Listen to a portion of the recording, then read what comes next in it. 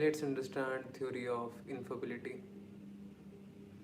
For understanding the theory of infertility, we need to go through the Yogacara portion. And Yogacara is a part of Mahayana Buddhism, which refers to etymological yoga, or they practiced yoga. They chose the idea of yoga for liberation. They Another name is Vijayanavada or idealism. And the people who practice it, they are known as Alaya Vijnanavadins. And for them, the sole reality is mind alone. Like, it is an important school of Buddhism, mainly Mahayana Buddhism. And in Mahayana school, basically there are two types of like you can divide them into two things. That is Madhyamika, which say that phenomenal world is unreal, external objects are unreal, mind is unreal, and we receive reality as a negative interpretations. On the other side, we have Yogacara, which means they are based on a same philosophy, but the idea is quite different. That is, they believe that external world objects are unreal. Mind cannot be regarded as unreal. Why? See, if reasoning and thinking were unreal, then the Madhyamika would not have established its own argument against, like, they had created, obviously Madhyamika works on some principles, but they said mind is unreal. But and what about the perception part? How, क्योंकि if they क्योंकि if they are considering mind is unreal, then the concept of thinking and reasoning were contradict the part when they say the mind is unreal. Hello. They, like, the Yogacara school simply says mind alone is real. Mind is a stream, right? Mind is a series of different kind of ideas that is the only reality, and that is a reality. I don't know, bro. See, for example, if you see a dream of tree, then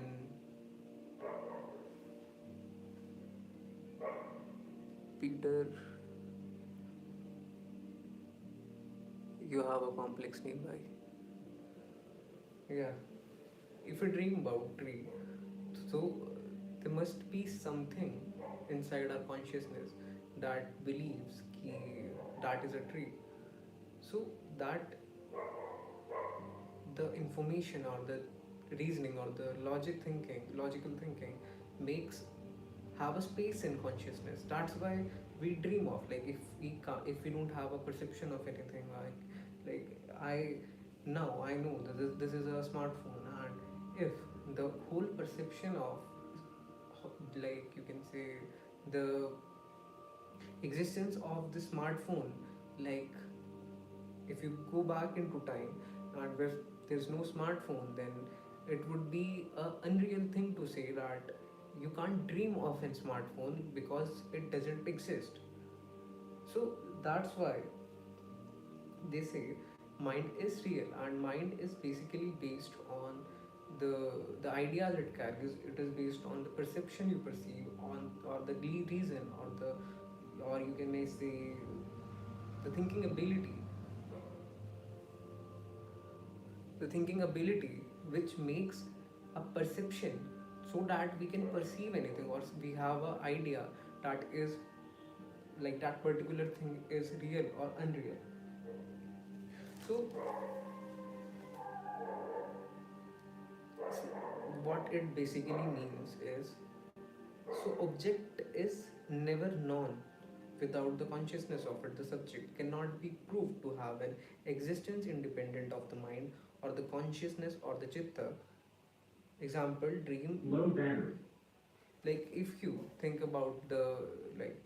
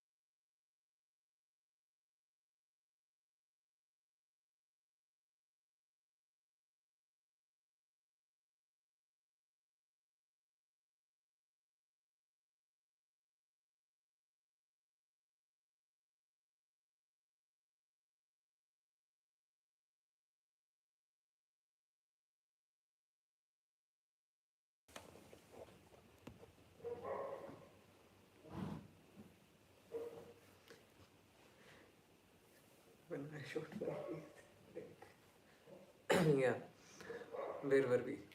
We were on the topic that is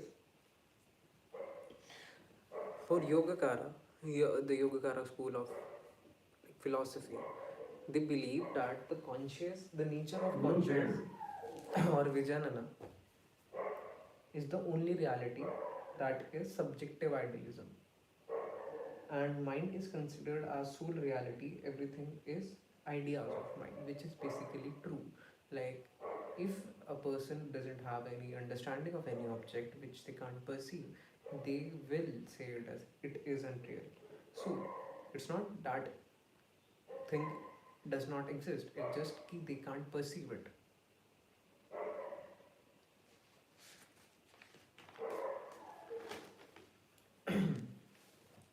So basically what subjective idealism means is, it is simple, that nature of consciousness is the only reality,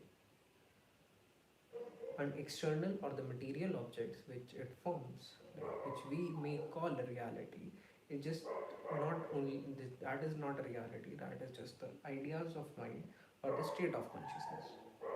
Now understand what is mind. See, mind is a storehouse or home of home of all impression of the previous, like birth, or क्योंकि they believe in concept of rebirth, क्योंकि some philosophy still thinks matter as the absolute reality, and then if matter is not pure, or matter is not have like a body who doesn't get into the path of liberation, it again gets rebirth and it makes a cycle of rebirth. So what Yogacara means, what in mind in terms of Yogacara, it means simply mind is a storehouse or home of all impressions of previous births or samsaras. By previous birth, they means the cycle of rebirth, not that we were thinking. So mind is a house, like home of all latent ideas. Like, see, for example, if you see if you see this is a pen, so it simply, like my conscious had idea on a surface level that is pen, but when it's get mature, like now, so I the maturation of the consciousness ideas, or the, when see starting is only at the surface. Now I can read it to you. When the impressions comes to the surface, the consciousness for which the circumstances of the movement are most favorable, then the impression of maturity or paripak arises. low down. Hi. So what does it simply mean? It simply means that we have a first surface idea of the mind, like conscious have a surface idea of an object, then it gets paripak or mature, then we know that that it is a blueprint. And they also say through yoga and self-control, the mind can be controlled. Because mind controls what? Desires, thoughts, and attachment. They exist in mind and it comes under mind if we control them. What they want to say is that if every philosophy is majorly concerned with the fact that you have to deal with the desires, thoughts, attachment. I know, like, because I may have fucked up my life because of the desires I had.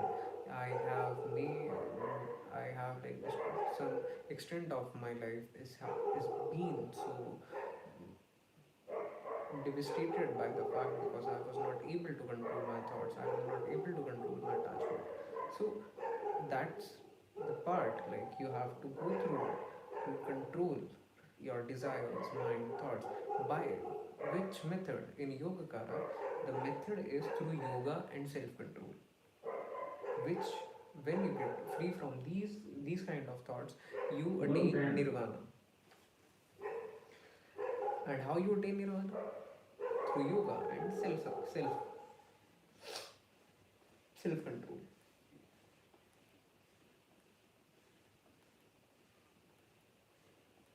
It also says that all the undesirable or mental or material states, example, all the desires are like they can be curbed.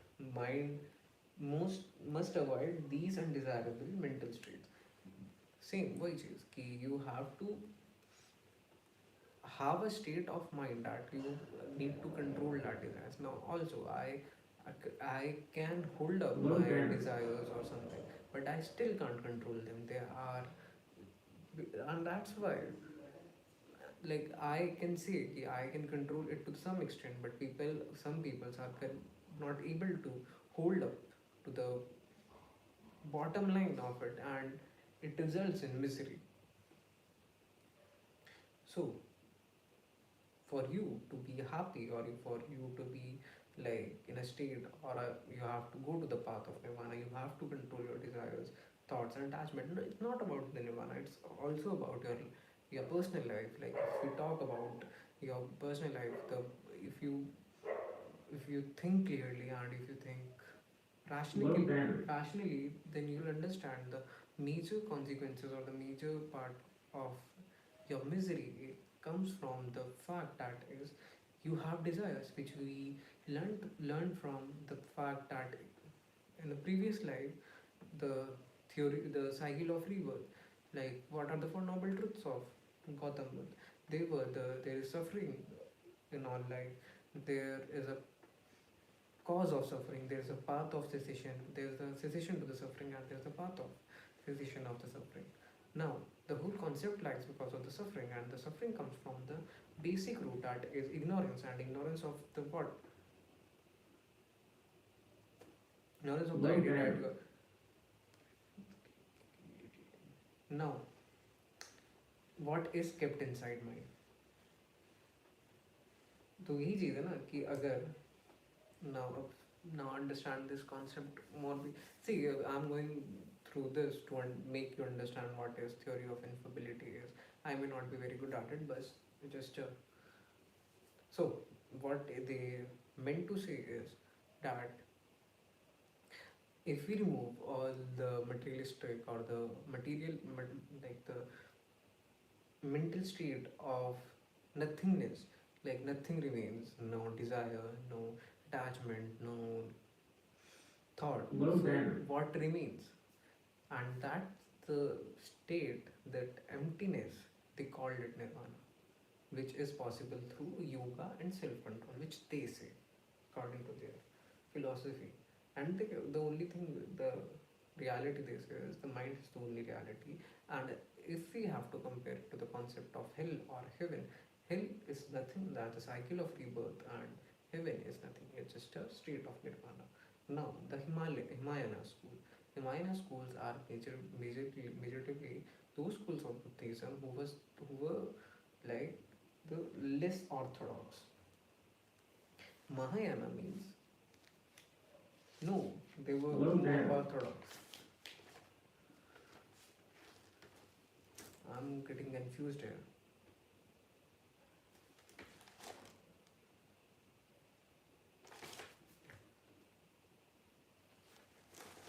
No, Maha means the big vehicle, Him means the less vehicle. Yeah, Himyana philosophy was the more orthodox one or the more rigid one. Mahayana means the larger. What the what these the Himayana Buddhism, like it started around 7th century BC, and the first part is Swatantrika, which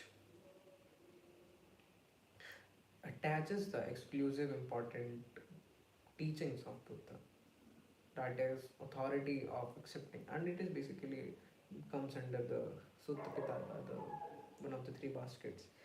And they say the mental and the external states are both real. Rather they believe in reality, if not just the mind, like Yogacara. Like the Yogacara believed only mind is real, but also the reality of external surface. Like unlike Yogacara, that is, they believed that the mind is only reality and external reality is nothing.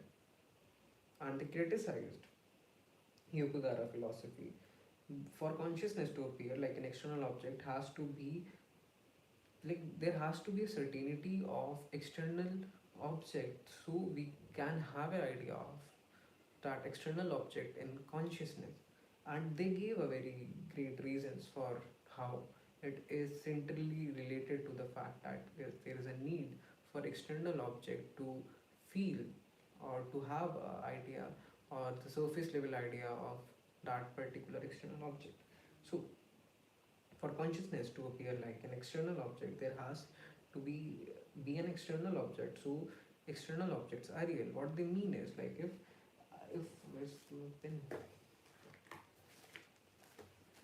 Like this, if I have to take an idea, like if I my conscious have to read this, then there must be some things involved, not just mind, to have the idea of this pen.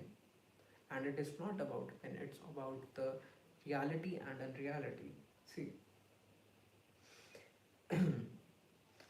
for for instance, take it as example of like the son of parents, the parents who can't have a child, and you are saying that there's an existence of that child, that is impossible. So that is like for you to have the idea of that child, the child must exist. And similarly, if I have to have the idea of this pen, then this pen must exist. If like it is existing, that's why I'm saying that this pen is real. Like if it doesn't exist, like the company Hosa haven't made it, so I will not be able to have it in my consciousness. So there's the necessity of external object to be present to have the idea of thought for the like our conscious need it. So consciousness does not appear like an external object, which is a real thing.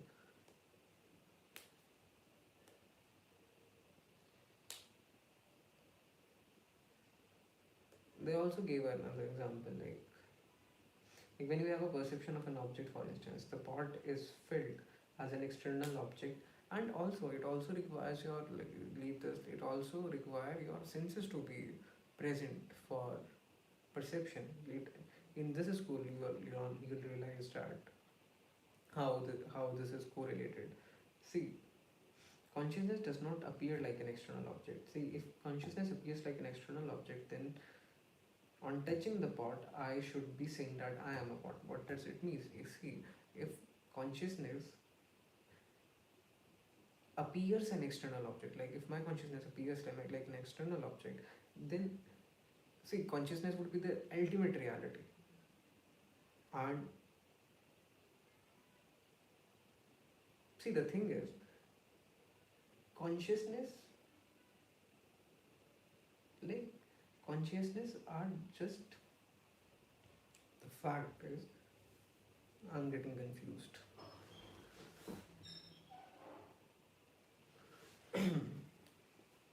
Give me a minute.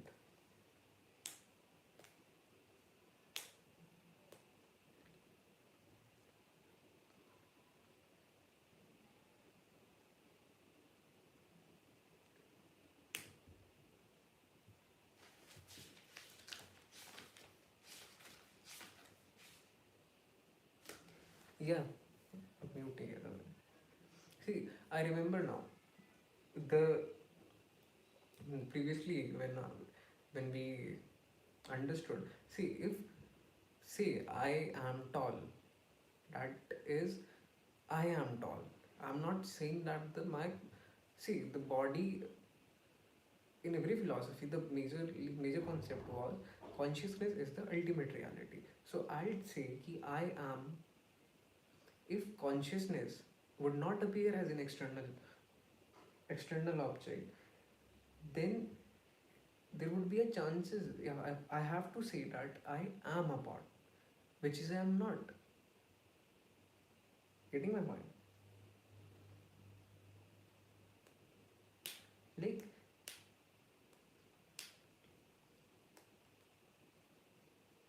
see, external objects exist because if there was no external objects, then the distinction between the consciousness of thought and the consciousness of the cloud could not be explained. Meaning, as conscious both would be identical. Yeah, it means simply means कि if I say कि अगर मुझे ये कहना है कि now this is a pen, my consciousness does not, क्योंकि अगर मैं इस एक्सटर्नल ऑब्जेक्ट को ही अपना कॉन्शियस की रियलिटी मान लूँगा, then I have to say कि this is me. No, like ये तो पेन एग्जाम्पल है. Now I if I say कि I have a dark complexion, then my conscious knows that I have a dark complexion. It doesn't mean if it exists differently, because it exists differently, my body and consciousness exist differently. My body is result of the genetic blueprint.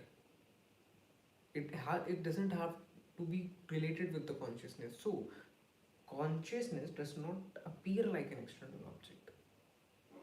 It is a part of me, but it does not appear like it, because I know कि my consciousness have an idea. This is a blue pen, and my consciousness I have an idea that I am a dark complexion, which is a part of me. Now I think you would get it. क्योंकि अगर मैं external object की reality ही हटा देता हूँ, it's a simple means in if you have to understand it. अगर मैं एक्सटर्नल ऑब्जेक्ट की रियलिटी ही हटा देता हूँ, then the only reality is known as me. And if I say कि वो एक पॉट है, या वो एक पेन है, अगर तुमने यही चीज़ वो कह रहे हैं कि अगर तुमने एक्सटर्नल रियलिटी ही हटा दी है, तो then the consciousness is the ultimate reality, and if you're touching it, so then you are the part of the consciousness and the part of that reality, क्योंकि वो तुम्हारी नज़रों में तो exist ही नहीं करता है. So that's why consciousness does not appear like an external object, and in this philosophy they have accepted the fact that external objects are real.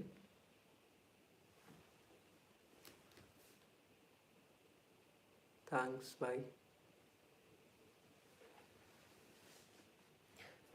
See, the whole point of this explanation was that they believed that, like the Hinayana school, they believed that the external object also exists, and the your mental or the mental objects also real, like they're the part of this consciousness. See, for the most of the philosophy, liberation actually means that there's an unseen reality which we can't perceive, and which is perceived through some ideas or some thoughts or some methods. Like there are different philosophy gives method to attain higher consciousness, which I like the meditation part.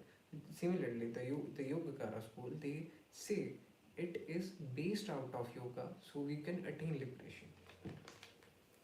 And it is also have a similarity with the Morse philosophy.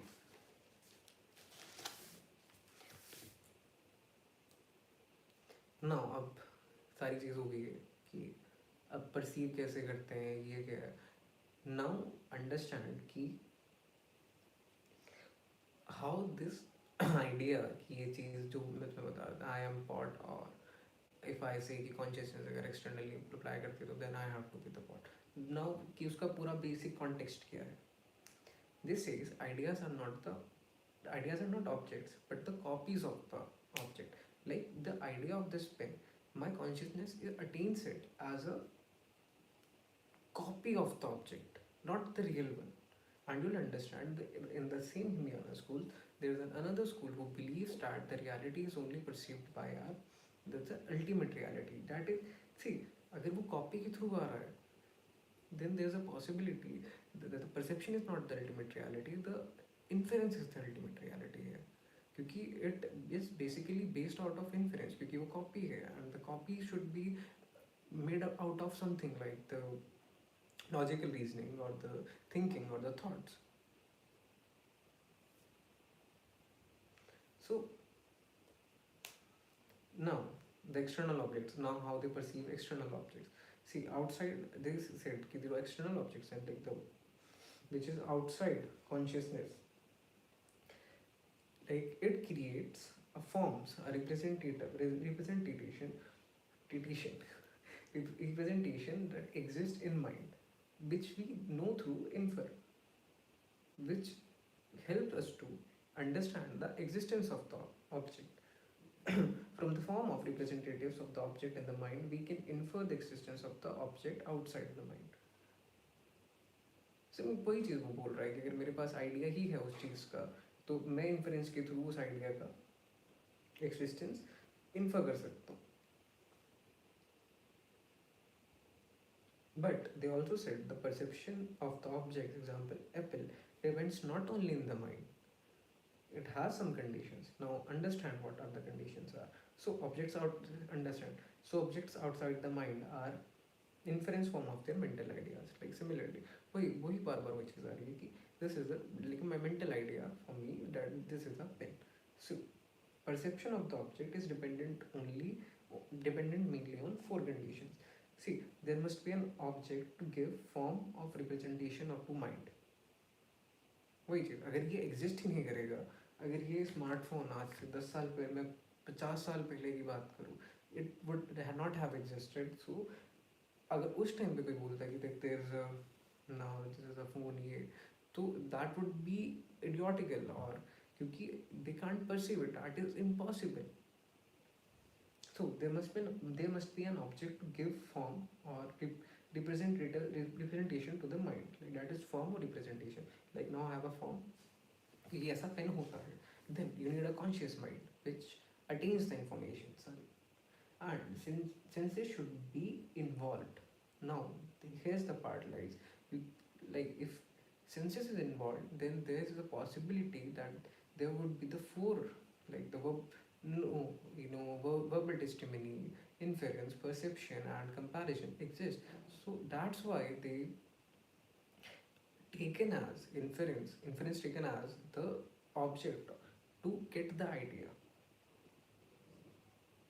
And also the senses should be involved. And the fourth part, the favoring auxiliary conditions. Like auxiliary conditions, nothing means like example in the case of apple, like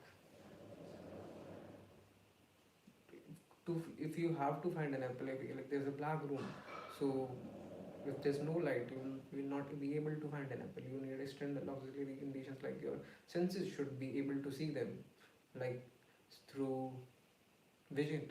Through vision is only possible ना कि तुम अगर Apple दिखाओगे. Make if you make a blind man to see apple for the first time, would not understand that is apple. So when these four conditions are met and perceptions becomes available, it gives the copy of the idea, give a copy or the idea of the object in its own consciousness. And now I guess you would have understand what I meant 10 minutes earlier. And this is the theory of inferability of the external objects. How? The theory of inferability simply says there must be an object existing for you to have an idea, or that idea is mainly based through the inference, that is anuman. And it also shares with some characteristics of John Locke's philosophy. And John Locke basically said perception is based out of the senses experiment, and this is also known as copy theory or the theory of ideas. Now we have read something about. See, I'm also learning it for the first time, so if I make mistakes, then please bear with it. Now understand what Buddhism, like the life of Gautama and the origin of Buddhism. See, the life story revolves around the Buddha, known as Siddhartha. It was in Lumbini, near the border of Nepal and India, about 200 to 2600 years ago, where the man, the nation, Siddhartha Gautama was born. Now, Buddha's early life. Royal family, Shakya clan, belonged to the warrior caste. Mahamaya, also called Maya, the mother of Gautama Buddha. She was the wife of Raja. So, and there's a story behind it. For the Maya, the Gautama Buddha's mother, had a dream of a white elephant with a six tusk entered his right side, which the mean was like your son would be like she was convinced that either Gautam Buddha will become a great ruler, or Buddha. Simply it said कि either he will become a great world ruler or Buddha. At the age of 29, he now you think like 23, 24, you have to do something. If you are providing for the family, you have attained something. Like that is also a valid reason, because you have some things in your mind which makes you makes us feel powered that we have a meaning. If we think clearly, that's not the meaning, that's the passed down, generation passed down responsibility we all have. Some people leave it and some people do it. Basically, if you think clearly, then your whole existence is not based out of any religion or something. It is just based on. If you have to call someone a god, you must first call your parents a god, because they are the reason for your existence, or like my parents are reason for my existence. So basically, if they have created me, then the ultimate reality for me is to have them as a god. And that's how sometimes we treat our parents. Just some daddy issues. So Buddha's at the age of 29, he confronted suffering, illness for the first time, because when he impermanence, suffering, illness, death, and the first noble truth that he made explained was the world is full of suffering. So how did he got enlightened? After 6 years of effort, Bodh Gaya, after refusing the life of royal family, he chose a path of begging skepticism and meditation. He basically got enlightened at Bodh Gaya, the becoming of Buddha. And like some people say ki Gautam Buddha have attained nirvana, but he attained paranirvana. And what does it mean, paranirvana? Paranirvana means that person who have that soul who is who got liberated and continued living after the nirvana, that was known as paranirvana. For the next 45 years, mainly cities like Swasthi, Rajagriha, Vaishali, Shravasti, teachings and understanding the part of life. Like he continued continually, continually around. Like he just continued to pass on the teachings and understandings what he have attained after nirvana. That was diverse. No promise of discrimination. Like that's all. That is one of the reason I love Buddhism, because of the fact, like I somehow see, for me the religion, every religion have majoritively good teachings. Like if we focus on the basically on the teachings part, you you will have an idea how diverse a religion is and how, because ultimately the way ways could be different because they are written by someone. And if say like if we create a atmosphere, अगर हम सभी आज, if I have to if I have to give you an guru, and like, imagine there's a 10 people and everyone is allotted a guru, and like the teachings are only through communications, sermons, and poems, poetry. I if I like if I luckily if I got Buddhism, तो जो मैं लिखूंगा that would be quite different from the things that will you write, because it's not about the changes of Buddha or changes of some like entity or the liberated soul.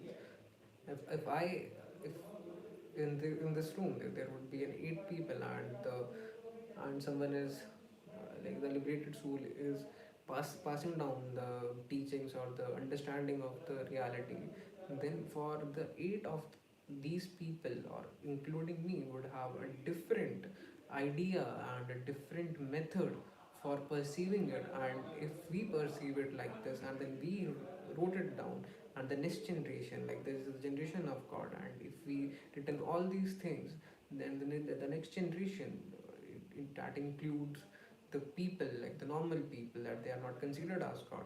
So for them the basic necessity, because we have a system of Vedic text.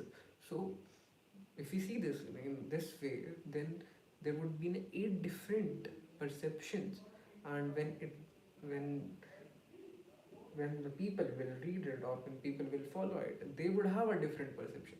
Like Osho एक कहानी सुनाते हैं कि मुल्ला नसरुद्दीन जो थे, उन्होंने सुबह सुबह देखा कि 3 लोग लड़ रहे हैं. देन ही सेड कि एक काम करते हैं, पंच बैठाते हैं, और जब पंच बैठ जाएंगे तो then they would be very simple कि तुम लड़ रहे हो तो हम पंच बैठाते हैं, पंच विल डिसाइड कि कौन सही है कौन गलत है. Then the later at evening he comes up and see that the punch were also fighting for the. So similarly we would have a different perceptions and teachings, but the reality is if this person, like in the world of gods, if this person have gave the liberated soul have gave the teachings about ahimsa or the teaching about peace, and the basic morality or the basic thought would remain same, that is कि you have to follow the path of ahimsa and peace. The teachings may be different. For the understanding part, the ahimsa would may be different because eight different minds. So we were on the Buddhism.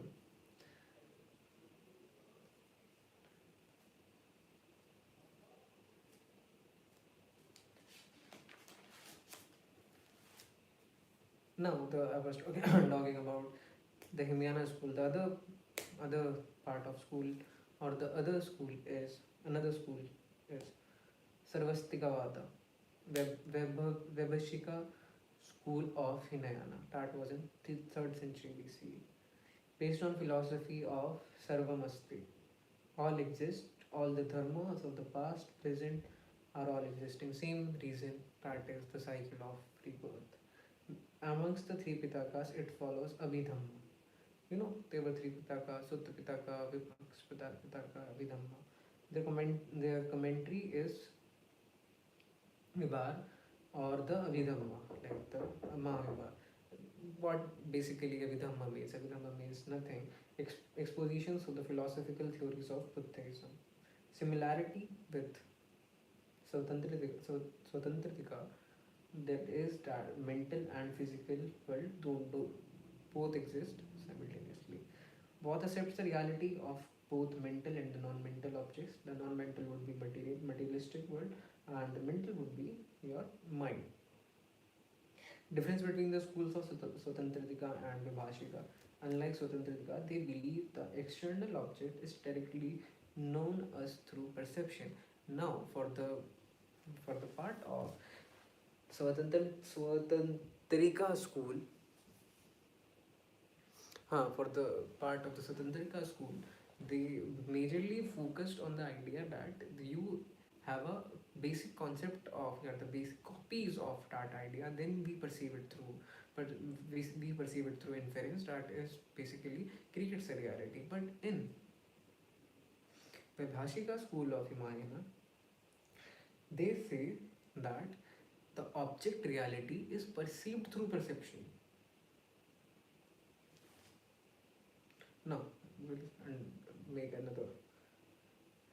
See, Swatantratika, external object is inferred by us mind, that is how it known as like the inferred mind, or Bahayanaya Vada. Vaibhashika school, external objects are not inferred, rather than they are perceived. They are known as perceptions. Not inference, but perception. And how do you do it? How they do it? I'll tell you. See, V is an object. Imagine. तो हम हमारे mind में there would be no a copy of idea. No, there would be a directly known, which is through perception, and which makes our consciousness aware and mind becomes aware, so that it is directly perceived as in form of perception. They were called a realist school, profound the philosophy of direct realism. If you see in the Madhyamika, they denied the existence of external objects. Profound the philosophy of direct realism, and as a result they are called Bahayana Pratyakshvada. Pratyakshvada means simple, which we can perceive.